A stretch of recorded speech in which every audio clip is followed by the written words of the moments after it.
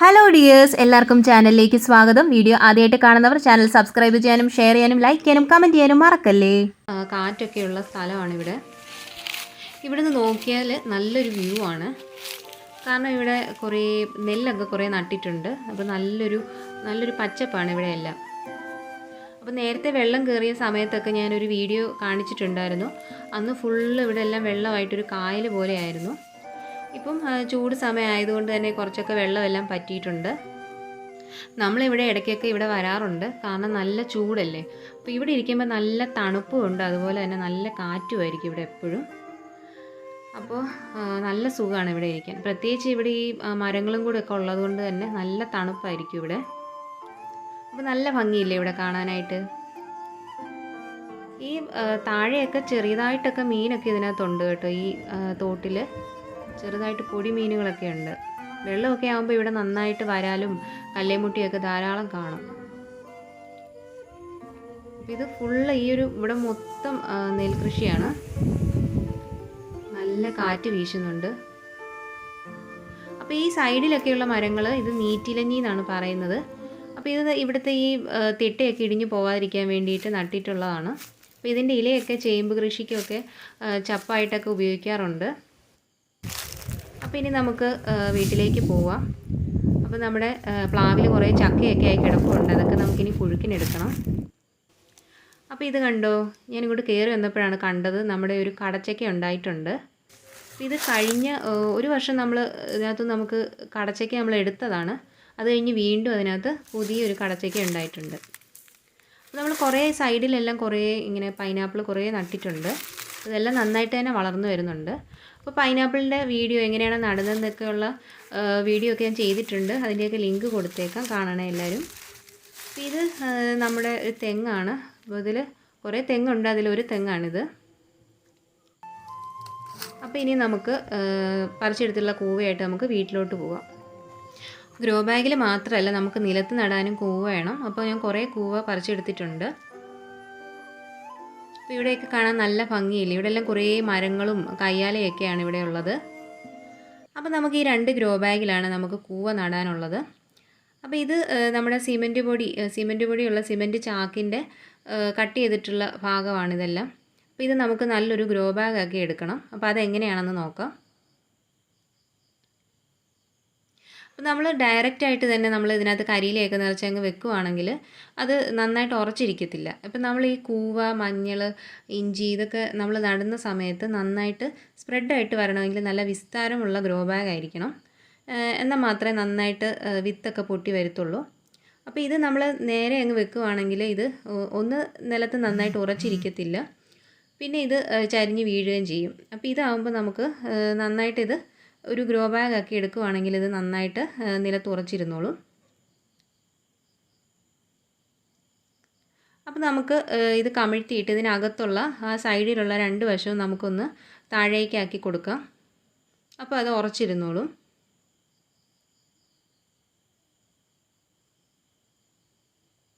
അപ്പോൾ നമ്മൾ ഈ 2 വശവും മടക്കി അതിനകത്തേക്കാക്കി വെച്ചിട്ടുണ്ട്. ഇപ്പം തന്നെ നന്നായിട്ട് നല്ലൊരു വിസ്താരമായിട്ടുണ്ട് ഗ്രോ ബാഗിന്. അപ്പോൾ ഇനി ഇത് ഉറച്ചിരുന്നോളും. പിന്നെ ഇതിനകത്ത് കരിയിലെ മണ്ണും ഒക്കെ നിറയ്ക്കുമ്പോൾ തന്നെ നല്ല വലിപ്പമുള്ളൊരു ഗ്രോ ബാഗായി വരും. അപ്പോൾ നമ്മൾ ഈ 2 ഗ്രോ ബാഗ് ഇതുപോലെ ആക്കി എടുത്തിട്ടുണ്ട്. അപ്പോൾ ഇനി ഇതിനകത്ത് നമുക്ക് കരിയിലയൊക്കെ നിറയ്ക്കണം. അപ്പോൾ അത്യാവശ്യം നമുക്ക് നന്നായിട്ട് ഇതിനകത്തോട്ട് കരിയില നിറച്ച് കൊടുക്കാം.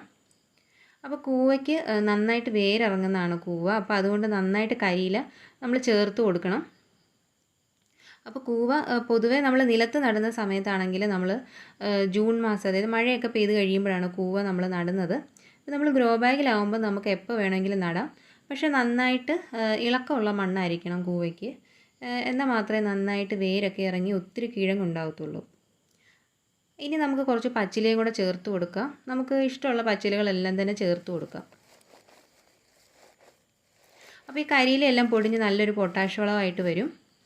അപ്പോൾ നമുക്ക് വീണ്ടും കുറച്ച് കരിയിലയും കൂടെ ചേർത്ത് കൊടുത്തിട്ടുണ്ട്. കാരണം ഇത് കുറച്ച് കഴിയുമ്പോൾ ഇതിൻ്റെ ക്വാണ്ടിറ്റി എല്ലാം നന്നായിട്ട് കുറയും. അപ്പോൾ നന്നായിട്ട് ഇതെല്ലാം കമ്പോസ്റ്റായി വരും. അപ്പോൾ നമ്മൾ കൂവ നട്ട് കഴിയുമ്പോൾ വീണ്ടും നമ്മൾ ഇതിൻ്റെ മുകളിലേക്ക് മണ്ണിട്ട് കൊടുക്കേണ്ടതാണ്. അപ്പോൾ നമ്മുടെ ഗ്രോ ബാഗ് നമ്മൾ ഏകദേശം കരിയിലെല്ലാം നിറച്ചപ്പോൾ തന്നെ നന്നായിട്ട് ഈ ഗ്രോ ബാഗ് ഉറച്ചിരിപ്പുണ്ട്. അപ്പോൾ ഇങ്ങനെ എല്ലാവരും സിമൻറ്റ് ചാക്ക് ഇതുപോലെയൊക്കെ തയ്യാറാക്കി നോക്കണം. അപ്പോൾ ഇനി നമുക്ക് അതിനകത്തോട്ട് കുറച്ച് മണ്ണെടുക്കാം. അതിനകത്ത് നമ്മൾ കുറച്ച് കുമ്മായൊക്കെ ഇട്ടിട്ടുള്ള മണ്ണാണ്. അത് നമുക്ക് ഇതിനകത്തോട്ട് ചേർത്ത് കൊടുക്കാം. അതിൻ്റെ കൂടെ നമുക്ക് കുറച്ച് ചാരം കൂടി ചേർത്ത് കൊടുക്കാം. അപ്പോൾ ചാരം മാത്രം മതി. ചാരം നല്ലൊരു പൊട്ടാഷ് വളമാണല്ലോ. അപ്പോൾ ചാരം മാത്രം മതി. നമുക്ക് ഈ കൂവയ്ക്ക് വലിയ പരിചരണവും വലിയ വളപ്രയോഗങ്ങളൊന്നും വേണ്ടാത്തതാണ്.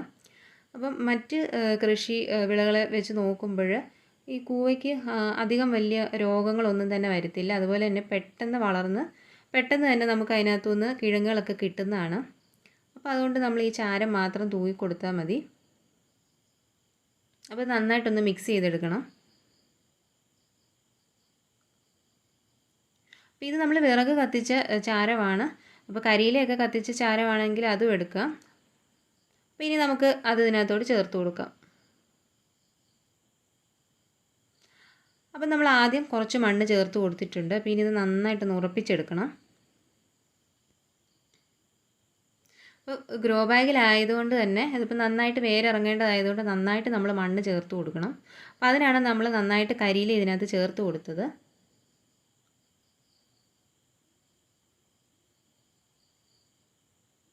അപ്പോൾ അത്യാവശ്യം നമ്മുടെ മണ്ണിട്ടപ്പോൾ തന്നെ ഗ്രോ ബാഗ് അത്യാവശ്യം നല്ല വിസ്താരമായിട്ടുണ്ട്. അപ്പോൾ നമുക്ക് വീണ്ടും കുറച്ച് ചാരം കൂടി ഇട്ടുള്ള മണ്ണ് വീണ്ടും നമുക്ക് ചേർത്ത് കൊടുക്കാം. അപ്പോൾ ഇത് അത്യാവശ്യം നല്ല കരിമണ്ണാണ്. ഈ കൂവ കൃഷിയുടെ ഒരു മേന്മ എന്തെന്നാൽ ഇത് ഏത് മണ്ണിലും വളരുമെന്നുള്ളതാണ്. അമ്ലത കൂടിയ മണ്ണിലും എല്ലാം തന്നെ ഇത് വളർന്നു വരും. അപ്പം നമുക്ക് നടാനായിട്ട് ഒരു 4 കൂവ എടുത്തിട്ടുണ്ട്. അപ്പോൾ ഇത് കുറേ കിഴങ്ങുള്ളതുകൊണ്ട് കിഴങ്ങില്ലാത്തതുമുണ്ട്. അപ്പോൾ ഇത് നമുക്കിനി നടണം. അപ്പോൾ ചിലർ ഇലയോട് കൂടി നടാറുണ്ട്. അതല്ലാന്നുണ്ടെങ്കിൽ നമുക്ക് ഈ തണ്ട് മുറിച്ച് കളഞ്ഞിട്ട് നടാം.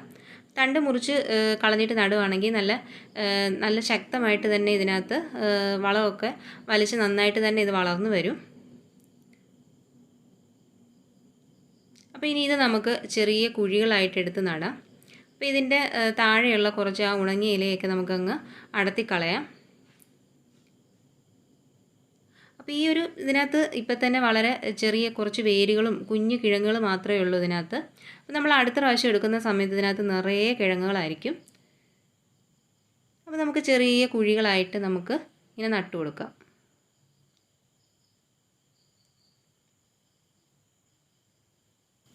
ഒരു ഗ്രോ ബാഗിൽ നമുക്കൊരു 4 എണ്ണം നട്ടു കൊടുക്കാവുന്നതാണ്. അപ്പോൾ തന്നെ നന്നായിട്ട് തന്നെ ഇതെല്ലാം സ്പ്രെഡായി കുറേ കിഴങ്ങുകൾ ഇതിനകത്തുണ്ടാവും.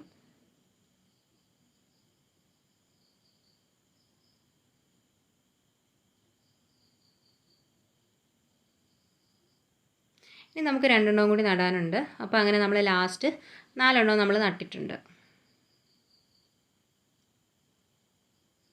അപ്പോൾ ഇനി ഇത് വളർന്നു കഴിയുമ്പോൾ കുറച്ചും കൂടിയൊക്കെ മണ്ണും അതുപോലെ തന്നെ ചാരവും ഒക്കെ ഇട്ട് കൊടുത്താൽ മതി. ഇന്നത്തെ വീഡിയോ നിങ്ങൾക്ക് ഇഷ്ടപ്പെട്ടിട്ടുണ്ടെങ്കിൽ വീഡിയോ ഒന്ന് ലൈക്ക് ചെയ്യണം, ഷെയർ ചെയ്യണം, ചാനൽ ഒന്ന് സബ്സ്ക്രൈബ് ചെയ്യണം. എൻ്റെ മറ്റ് വീഡിയോസും കൂടി ഒന്ന് കണ്ട് സപ്പോർട്ട് ചെയ്യണം.